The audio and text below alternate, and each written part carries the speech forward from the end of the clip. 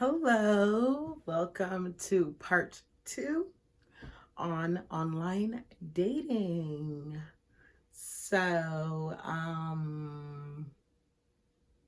later on, I'll explain why I had to do a part two, but I just wanted to kind of open up and allow you guys to, I guess, experience what it's like to online date with me. So I'm going through my catalog of people I met online, trying to see what's a good story that's relatable.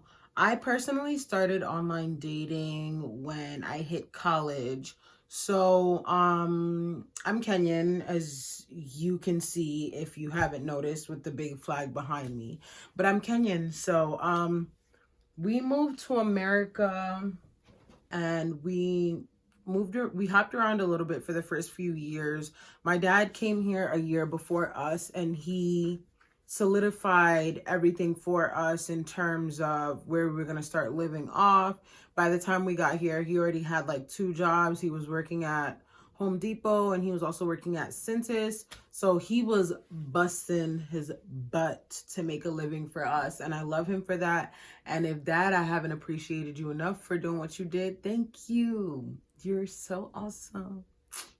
So yes, when we got here, by the time we got here, my dad had already been working for a while. He had been here for a year prior to me, my older sister, and my mother coming. And then when we got here, we lived where we lived for a year, then moved again, lived there for a year. And then we moved one last time to this middle of nowhere town. I don't even want to say what town it is, but I lived in the middle of nowhere. Um, we could call it Hidden Valley Ranch. You guys are going to hear a lot about Hidden Valley Ranch. So I lived in Hidden Valley Ranch. That's what I'm going to call it. And if the name doesn't sell itself, that tells you that Hidden Valley Ranch was full of a lot of mainly Caucasians were living in Hidden Valley Ranch. There were very few colored families. We were one of the first. And that being said, me and my older sister, I don't know, like back in the day when we were growing up, it wasn't cute. It wasn't cute to be colored until we got to high school. So before high school, it was like, those are the colored kids, da da da da. I don't know how people felt about us. I tried my best not to really think about it or not to like think about it too much or just look at it, because even when we got here, my mom was like, you guys are going to stick out. You're going to have to work 10 times harder than everyone else. So I had already came to face with the fact that we are going to be different. We're going to be treated different. We're going to be raised different and everything like that. So my best way of dealing with it was to just ignore it. Like ignorance was definitely bliss back in the day. So I just ignored it. I overlooked anything that just was, to me, felt like it was out to rub me the wrong way. I just overlooked it. I kind of lived in my own little world in my head and I was happy there. I was happy, I was content, stress free, to the point that even when it was like, even when Hidden Valley Ranch was like hitting me hard in terms of making me realize that I don't belong and stuff like that. In more stories, I'll tell you why I felt like this, but it's a very long story and I don't have the time to go through it right now. I was so in my own little world that I didn't even notice things that were like a lot of people would call out as being targeted and stuff like that. I didn't even notice because I'm so in my head. I always thought I never allowed myself to feel like I didn't belong.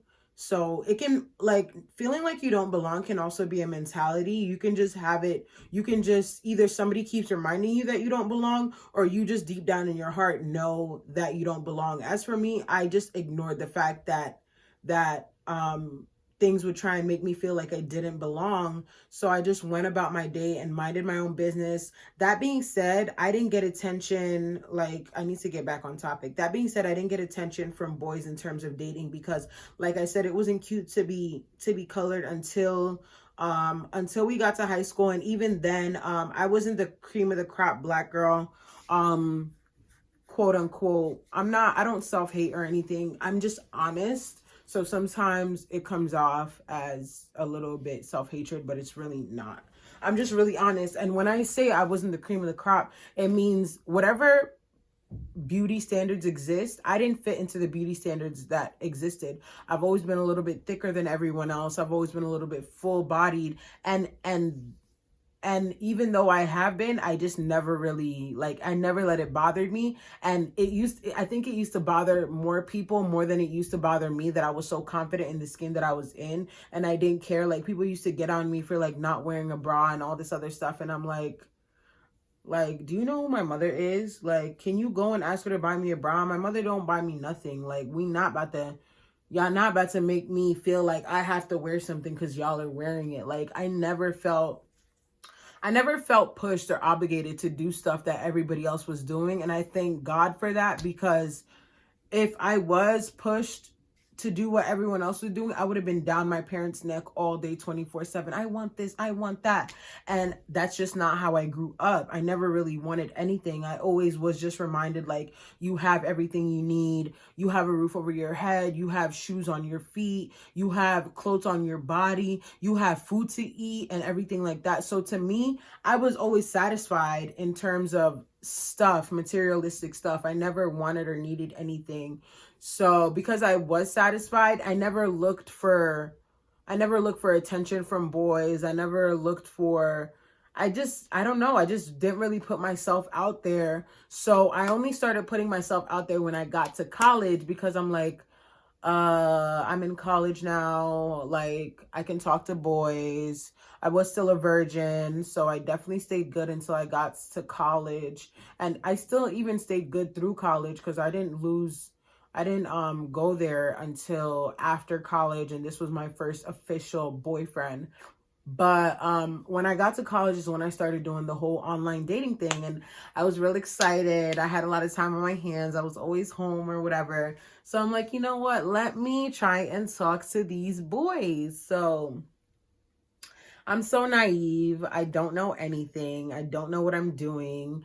I got dropped in like near Philly, right outside of Philly. People wouldn't consider it Philly. It was a small town called Abington. I was living there, and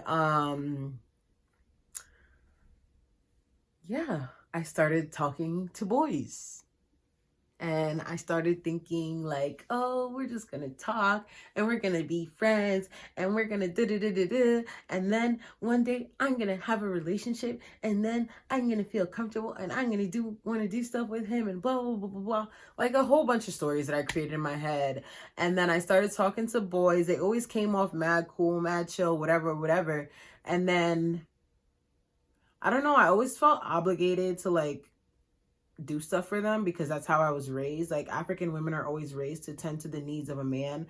So I would be trying to talk to these boys who didn't even really care about me. They didn't have any intention in wanting to get to know me or anything like that.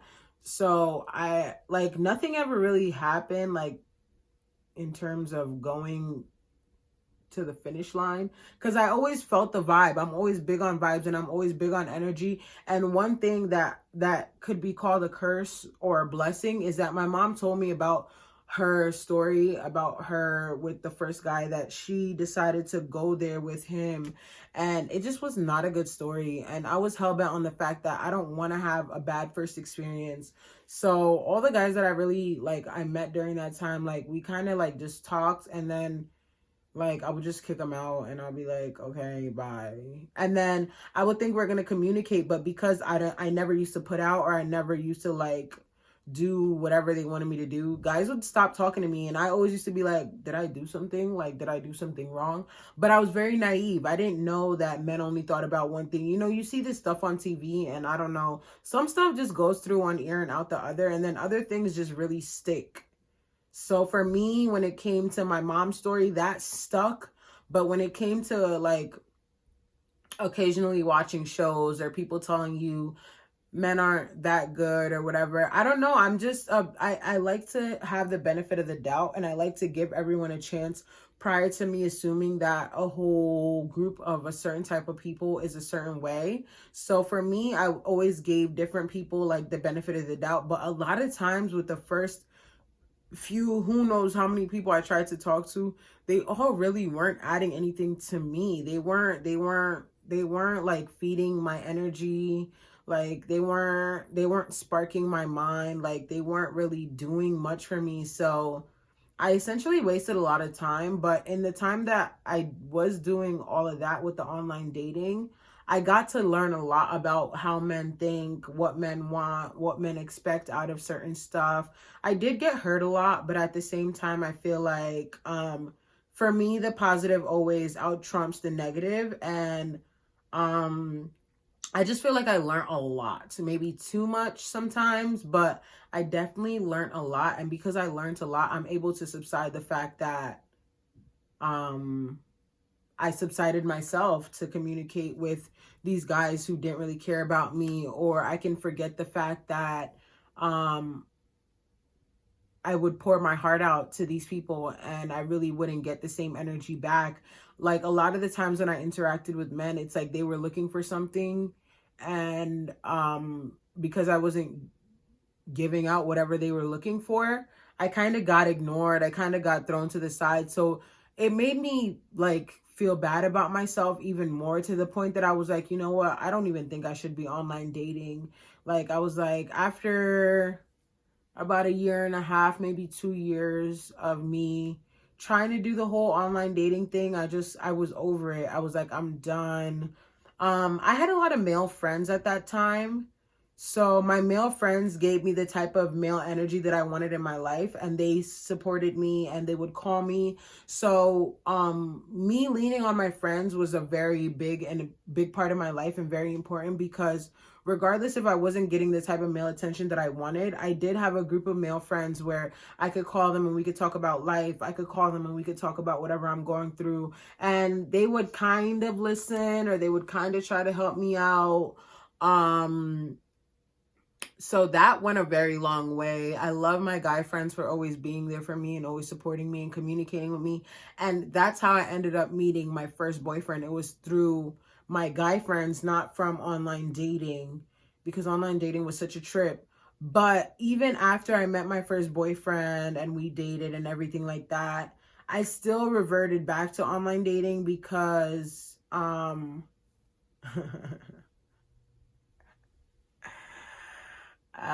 because I ended up dating somebody who was not good for me, and he gave me a run for my money. Like he was not good for me at all. Like he just made me question every possible thing in life, and I don't know. I don't know. Like it was just a very weird, crazy relationship. But it made me learn a lot, and it made me realize a lot about myself. It made me realize a lot about men. It made me realize about a lot about people in general. Um, so it definitely opened my eyes to a lot of stuff, and I appreciate the relationship for that. All the negativity that it brought into my life was honestly unnecessary, and if I could give it all back, I would, but it's too late for that now. I still accepted it, and I still allowed myself to date this person for like 2.5 years ish. But it was very toxic. It was very toxic. It was very traumatizing, to the point that when we stopped dating, I was like, I never want to date anyone ever again in my life. Oh my God. And I still stand to it. Right now I'm at the point where I'm not even open to dating. I'm open to making friends, and that's what I'm doing. And I also feel like my future husband is already in my life right now, not only because of the person that is in my life that is adding this new energy, it's also because of the prayers that I was saying prior to me meeting this person. Because I after a while of me trying to do whatever, we broke up. I moved to California.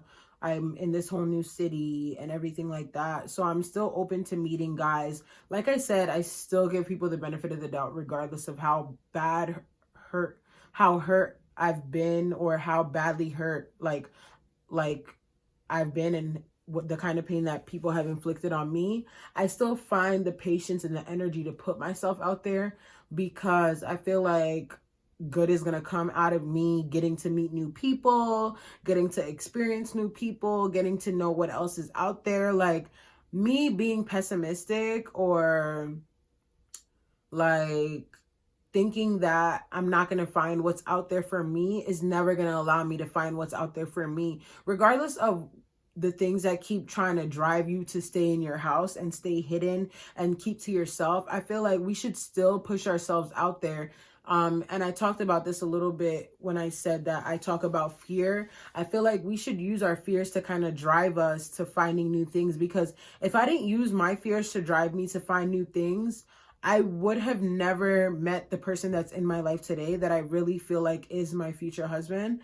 I would have never experienced that. I would have never even been open to the idea of loving someone altogether, because I've been hurt and because I've been through so much. But because I know God is working, I know that the least that I can do, I have to meet him halfway. And the best way we can meet God halfway is by opening yourself up to availability, just keeping yourself open, having an open mind to trying new things, meeting new people, experiencing new stuff. Like, that's the least we can do when it comes to life experiences. If you're not open, you're never gonna be able to accept something that is new into your life. Because if you're not open, that means you're redoing everything that you've been doing for such a long time, to the point that things are not working, but you're so determined to make it work the way you were told it was going to work, that you completely block out the possibility of other ways of acquiring something even exist. So I feel like we have to stay open. So for me, when it came to dating, I really could have taken everything that I got from that horrible relationship that I went through. I could have taken all the negativity and I could have ran with it. And I could have been like, oh no, men are this, men are that, men are blah, blah, blah, blah, blah. And just closed everything off from meeting the man of my life, closed everything off from being happy, closed everything off from like getting what I deserve, because I really feel like I deserve a man who loves me. I deserve to be loved. I deserve everything that certain relationships have but don't have, like don't actually get fulfilled by. Like, I deserve all that, and I was never going to get it by sitting there and being jealous of other people, or by sitting there and like looking at other people's relationship and being like, oh my God, I wish my relationship looked like that. Like, no, not all relationships are what they are, like how they appear. So I never glorified a relationship that wasn't mine. But what I did was I just kept my heart open. I kept myself open, and I talked to God, and I'm like, God, I know you love me. I know you know what I deserve. I know you know what I need. So I just would get it. And most times it would be right when I cut off from online dating, a man would waltz into my life. Like, how I got to meet the person that I'm communicating with right now was, it happened right after I was like, you know what, I'm done with online dating. I'm over it. If I'm supposed to have a man, I'll have a man. If I'm not gonna have a man. So I deleted all my dating apps, and I was at the point where I was like, I'm over it. Me trying to talk to people wasn't really getting anywhere. Like, I would tell people I want to do business and I want us to be friends. They wouldn't listen to me. They would think I'm joking. They would think I'm lying. They would think I don't know what I'm talking about. So after I would notice that they weren't open to doing business with me, or they didn't know what I meant by doing business with me, I would cut them off. Clip, clip, just like that.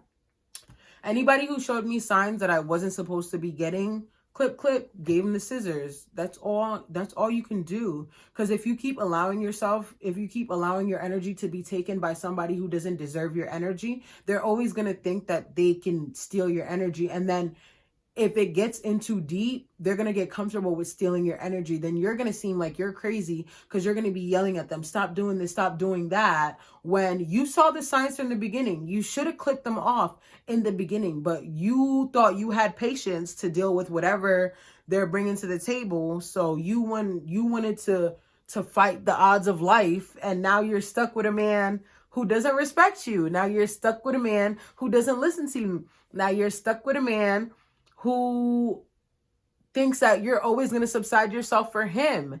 And those are the exact things that I want to save you from, or at least help you get out of. So that being said, like, you have to care for you. You have to prioritize you first. And that's why self-love is so important prior to dating, because if you don't love yourself, no one is ever going to be able to love you, especially when it comes to men, because men honestly are easily moldable, but they need something to go off of. So for a person like me, because I love myself, I pipe myself up. I gas myself. I look at myself in the mirror and I'm like, damn, you're cute. Da da da da. And then from there, your man is going to see you doing that and he's going to be like, "Oh, that's what I got to do for her. I got to do that and I got to do whatever." A man can never add something that you're not already getting. And if you think that he should be giving you something that you're not giving yourself, you're out of your mind, because he'll be able to act like he's giving it to you. He'll be able to act like he's making you happy, probably to get whatever he's looking for. But to actually mean it, he needs to see you do it to yourself first. That way he can feel like you deserve that. Because if you're not piping yourself, no man will ever be able to pipe you up. And also, if you're not like taking care of yourself, you're never going to be able to take care of a man properly. And as women, regardless of how you feel or what you think, that is part of our job, like to tend to our man's needs the same way it is his job to tend to our needs. Like, we're in a relationship, you're both caring and tending to each other and talking to each other and communicating and being each other's best friend, being each other's biggest support, being each other's like number one like hype man. Like, that's your job. Like, your job is to be your man's hype man. Like, you got this, babe. Like, you doing it, you killing the game, and vice versa. So you have to be whole. You have to love yourself. You have to be whole within yourself prior to trying to put yourself out there. And that's what I felt like I needed to do before putting myself out there, because in the beginning, when I didn't know who I was, I didn't really know what I was looking for. I didn't really know how to communicate what I was looking for, and I didn't know how to communicate what I deserved. So people will kind of just bring whatever they want, and then like, men put stuff down, women pick it up. If a guy sees you're okay with whatever he's doing, you're okay with him yelling at you, you're okay with him telling you what to do with your life, you're okay with him like kind of directing you, he's going to go off that and he's like, "Oh, okay, she's okay with that. Oh, okay, she's okay with that." And those are the exact places where I went wrong in my first and one and only relationship. I've only been in one relationship and I learned all the lessons I needed to learn out of that one relationship. So based off of what I was okay with him doing, he just went off that and ran with it and ran with it and ran with it. And I used to tell him, like, "You better be careful. I could be your one and only wife if you treat me right." And I used to, that's the extent of me knowing myself. "I could be yours if you treat me right." That's what I used to tell him. "I could be yours if you treat me right." And he just messed up on the treating me right everywhere, because he was hell-bent on showing me what relationships of today look like. And I never felt like I deserved a relationship of today. And we can get into the topic of relationship of today. I can go define that in my blog writing later for you if you're really interested. But I don't wish anybody to have a relationship of today. Even when my mother started going into the dating game after my parents got divorced, my biggest fear is like, "Oh my God, my mother's gonna be hurt. They're not gonna know what to do with her. They're gonna hurt her." And I just felt so bad, and I was just so scared for my mom, because she had to go into this crazy dating game where men don't know how to act, women don't know how to present themselves. So then everything just was a poop show. And I was just so scared for my mother. And like, it actually brought me anxiety. Out of everything, when it came to my parents getting divorced, that was the thing that brought me most anxiety. Just imagining my mom dating, like, having to deal with the things that I deal with, having to deal with the kind of guys that are out there today, like, regardless of how old they are, because I don't discriminate when it comes to age. Age is nothing but a number, but at the same time, I was dating after the age of 18. I didn't really get into meeting up with people until I was at least 19, 20, 21. And it was just so, it was so bad. And even then, when I was dating, I was trying to get at the fact that I didn't discriminate when it came to age. I dated all the way up to like 30s. And I always dated above my age until I got to 21. Then 20, around the age of 21, I just kind of let everything go out the window, and I kind of let whatever happen. And that's when I started talking to like younger guys and seeing what they're about and everything like that. But when I first started dating, it was at least 3 years above me or older. And it was mainly because I just always knew that I was more mature than the people my age. So me trying to date anyone my age, it always never really went that well. So I just went above the Richter scale, and even then, like any man above the age of 30 trying to talk to somebody who's in their 20s, they need to get their priorities together. I realize that the men at above that age are more kids than even the guys around my age, because if you're at the age of 30 and still don't have your stuff together, you need to go somewhere. And if you're at the age of 30 trying to talk to younger women, that should show you that that person does not have that priority straight, because they don't have the strength and the power and the knowledge to talk to someone their own age. That's why they'll go talk to people who are younger. So for you young women who are talking to these older guys, I should take it as an insult, because they probably can't even talk to women in their age group. So you're thinking you're finding somebody who's in a different age group so that you can find maturity, but they can't even talk to women in their own age group because they're lacking maturity. So then they drop down and start talking to women in their 20s. And then it's just a snowball effect. It's a hot mess. And that's why I'm a mentor on it, because the online dating game, it's honestly a hot mess. It's a hot mess. But it's interesting, it's fun, it's it's rejuvenating. It reminds you that you're hot. It reminds you that you're cute. It reminds you that you still got it, regardless of how old you are, regardless of how you look.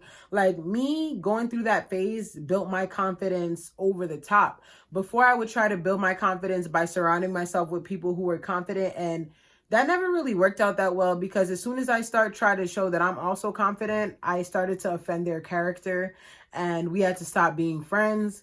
So that never really worked out, but the confidence received from the dating game definitely boosted my ego, definitely reminded me that I'm still a woman. I still am beautiful. I'm still hot. I'm still everything. And sometimes we forget that, especially growing up in an oppressed environment, growing up in an environment where you're kind of told to subside yourself. You forget that you're also a woman. You forget that you also have power. You forget that you also have the capabilities of accomplishing so much. So dating online definitely reminds you of that. I just would recommend, don't get carried away. Don't get carried away with the empty promises. Don't get carried away with the boo-boo talk, with the, oh my God, you're cute.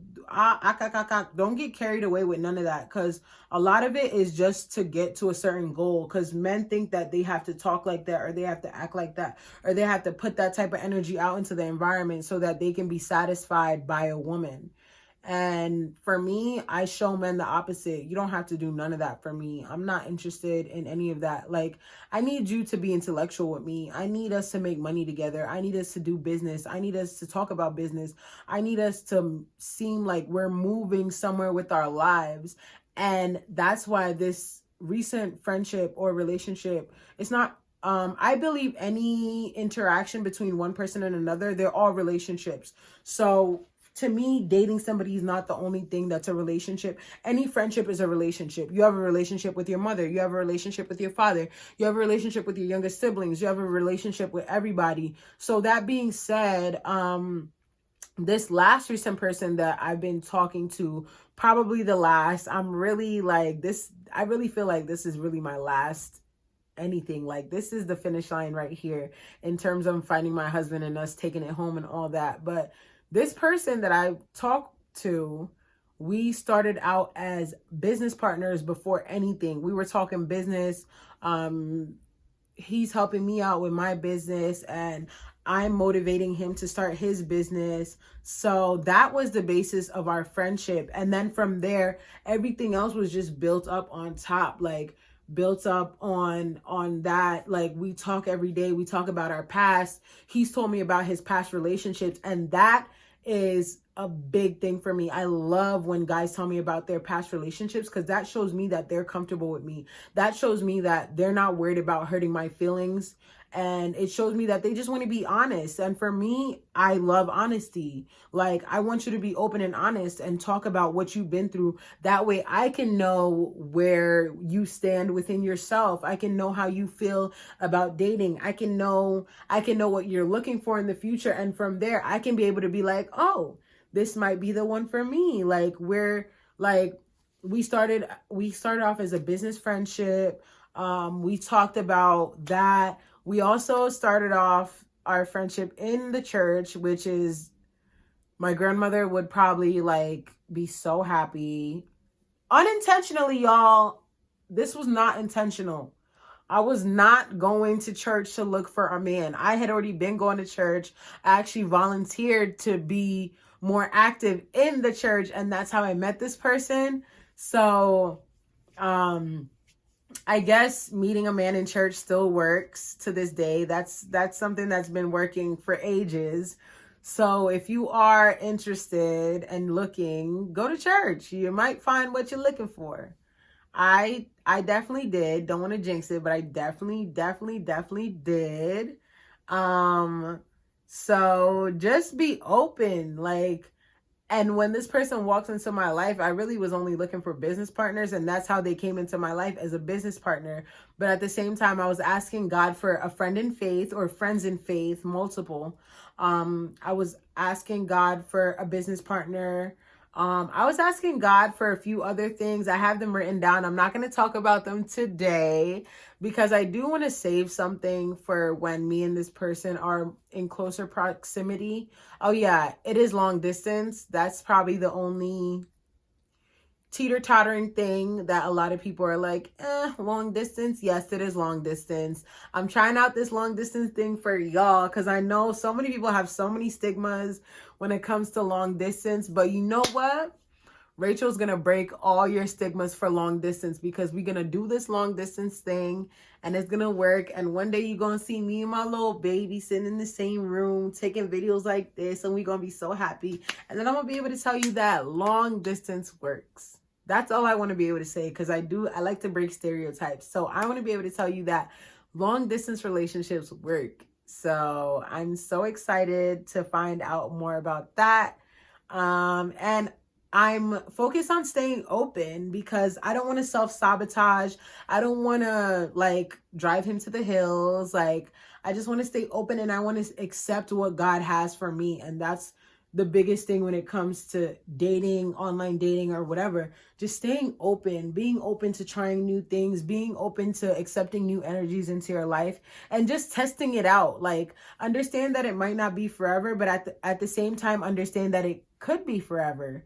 Like, just like using really that fear of dating, or that fear of meeting somebody new, to kind of drive you to go out there and throw yourself out there, and also not run away to what you think is comfortable. Because if you have left that relationship or that situation, it belongs in the past, and you have to figure out why it belongs in the past for yourself. Because for everyone, it can be a different reason why certain things belong in the past. But whatever is the past is the past. And if it's true love, you can let it go, and it'll come back whenever the time is right for you to settle down. It'll come back. And I really believe in that.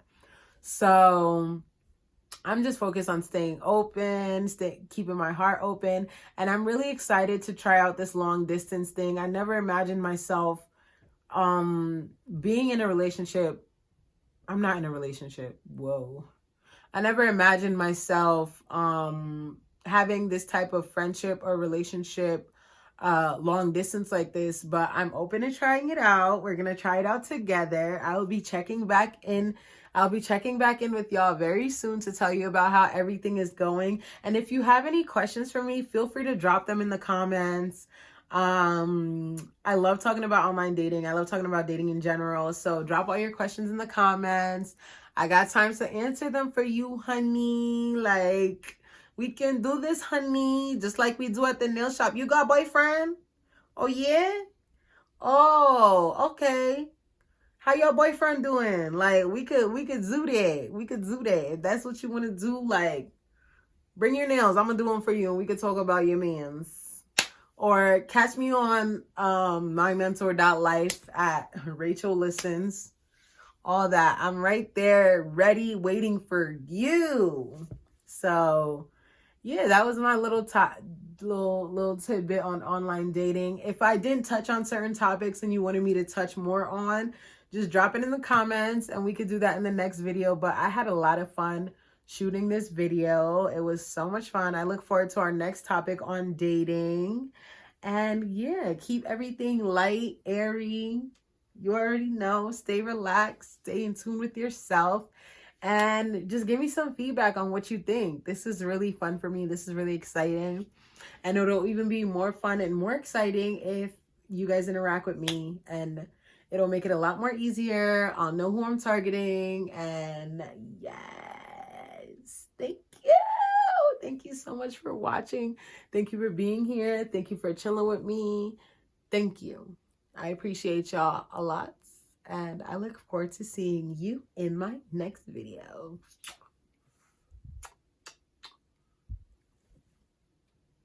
Toodles. Toodles, toodles, toodles, toodles.